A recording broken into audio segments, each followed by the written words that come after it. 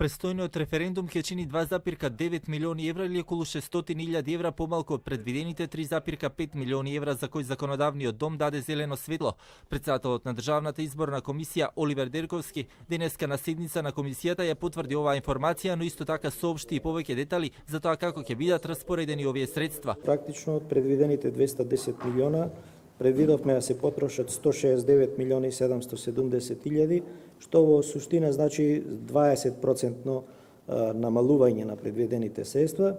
И сакам да напоменам дека исто така овај план како план не значи дека ова е дефинитивна бројка, понатаму ќе следи реализација и јас се надевам во понатамошниот тек на спроведување на постапките за јавните набавки кои што ќе следат, ќе се изврши реализација која што ќе значи уште понатамошно намалување на трошење на средствата. Бонусите пак кои изминатите години беа пракса и кои членовите си ги делеа, годинава со новиот состав ќе изостанат. Исто така комисијата едногласно донесе одлука да го пролонгира и рокот за доставување на ценовниците за реклами кој ќе трае до 10 август, а првично беше предвидено да трае до 4. Се со цел за да се излезе во пресрет на медиумите, да навреме можат да изготват и достават до нас своји ценовници.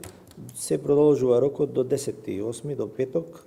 Се надевам дека е доволно време. Меѓу точките кои беа разгледувани на седницата, но едногласно беа прифатени беа и планот за јавните набавки, како и спроведувањето и постапката за нив, а исто така беа изгласани точките за едукација на изборните органи, општинските изборни комисии и избирачките одбори.